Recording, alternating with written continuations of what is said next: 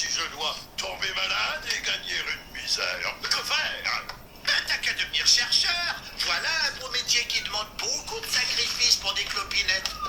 Quand je pense à tous ces scientifiques au bord du burn-out que l'humanité ignore,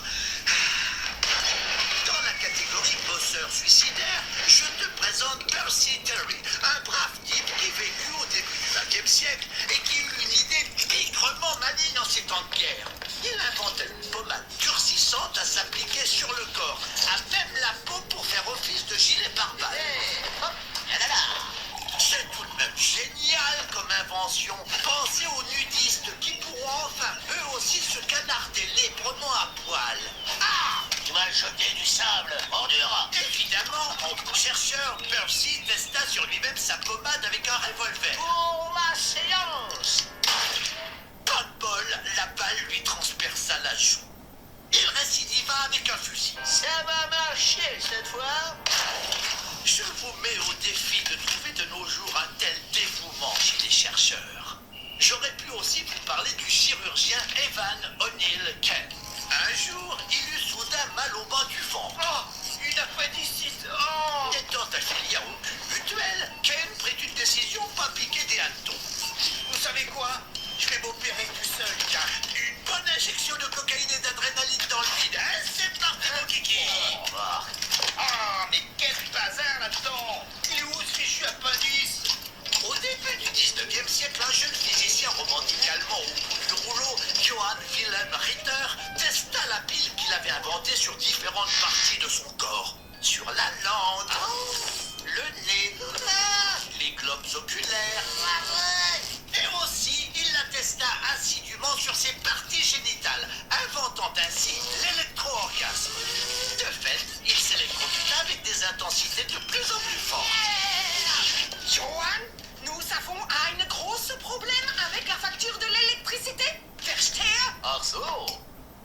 Et ce, jusqu'à sa mort à 33 ans. Donc, mon petit Gataz, votre papa, hein, dites-lui d'y aller mollo niveau zèle au travail. Et puis, plutôt que foutu à la tâche, tu mourras, Mohamed, je tes pointé. Avec ça, c'est... Alors les gars, nous parlons des savants fous, ou plutôt des savants qui ont été remarquables dans le temps.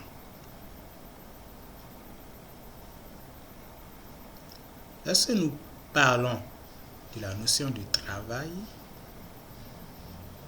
on peut en trouver plusieurs. En tout cas, ça dépend de ce que vous appelez travail ou recherche, ou travail acharné, si vous voulez, entre griffes. Prenons deux individus A et B. L'individu A qui travaille durant toute une semaine,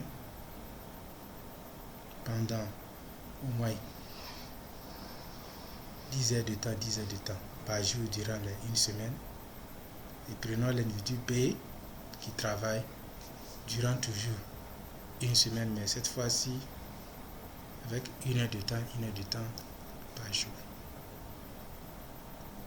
Ces deux individus-là ont choisi un mode, une façon acharnée de travailler. Et justement, chacun avec un but bien précis. Mais là n'est pas la question.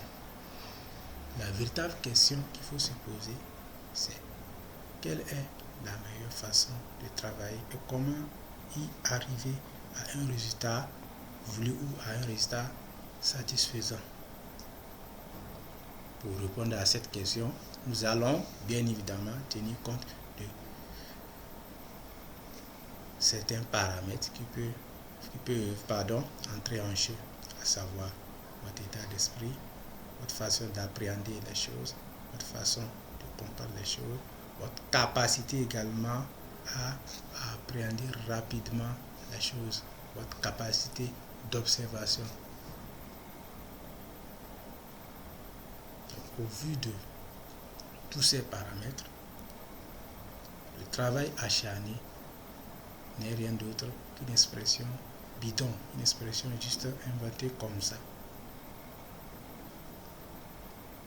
Vous vous définissez le travail selon ce qui vous plaît, selon les mots, selon les expressions ou selon les phrases qui vous plaisent, qui vous met à l'aise dans un contexte bien défini pour pouvoir atteindre votre propre objectif ou vos propres ambitions.